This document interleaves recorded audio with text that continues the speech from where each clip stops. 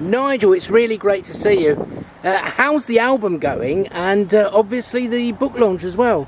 First of all, Andy, it's great to see you this late in August. Very good to see you out on the street again, looking more like you should.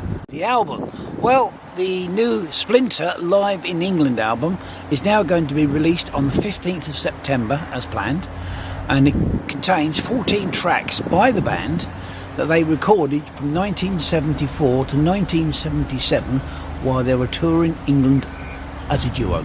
There is no remixing, no editing and no additions. All we've done is select the tracks and clean them, enhance the sound so that you hear on record what you heard all those years ago. It's a real time capsule. What gave you the idea in the first place? Well, over the last 2 years I've become the PA and advisor to Splinter, because I've always felt that their career has not had the embellishment, the criticism, the critique and the level that they should have attained. They should have done far, far more. And making friends with Billy, who's sadly no longer with us, and Bobby, they asked me to become their PA and advisor and guardian to most of their material. So that's what I've done. That's fantastic, and obviously it gave birth to this fantastic new project. It did.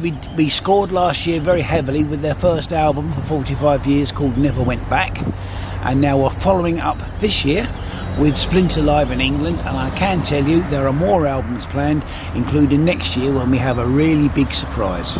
You're releasing a book and the album.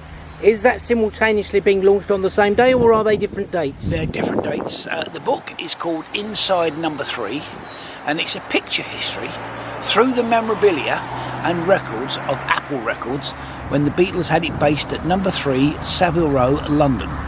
And the memorabilia is all from my own collection.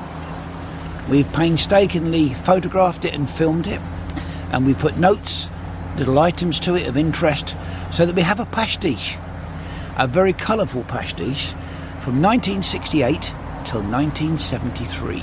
That's amazing. When they released the last non-Beatles single, which was Badfinger, Apple 49, the apple of my eye. That's absolutely great. What can we expect from the book? A lot of items that fans of the Beatles have probably never seen. They're from my own collection that I started when I was still running around in short trousers. If you believe that, you'll believe anything. But I've kept them. Over the years, I've kept them in the dark, I've kept them flat, I've kept them in files. I always did. Because I just guessed when I was a youngster that the Beatles would be around forever. And don't forget that the Beatles themselves are releasing new material later this year, so it comes at a very, very timely moment, and the fact that the Beatles' influence and musical creativity is legendary, and I think will absolutely last forever. I mean, this afternoon I'm going to meet somebody who wasn't born when the Beatles split, yet she is a great Beatles fan, and she is in the modern record industry. She's just released her first album. That's fantastic, Nigel. Thank you very much indeed, and I wish you all the best with all your endeavours. Well, thank you very much. It's nice to see you, Andy, and I mean it, looking so well. We are now, we're on the way back.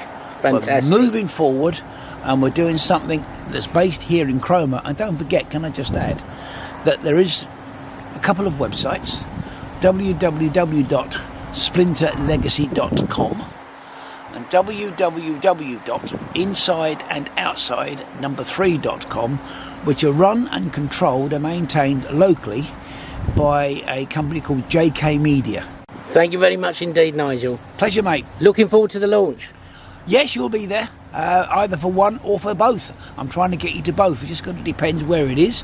Once we get deliveries sorted out from the release, find out exactly how long they're going to be from the warehouse, then we move forward with a bit more concrete knowledge.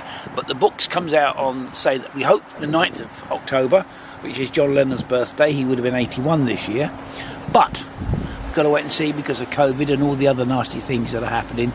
But we will prevail, we will get through, so stay tuned.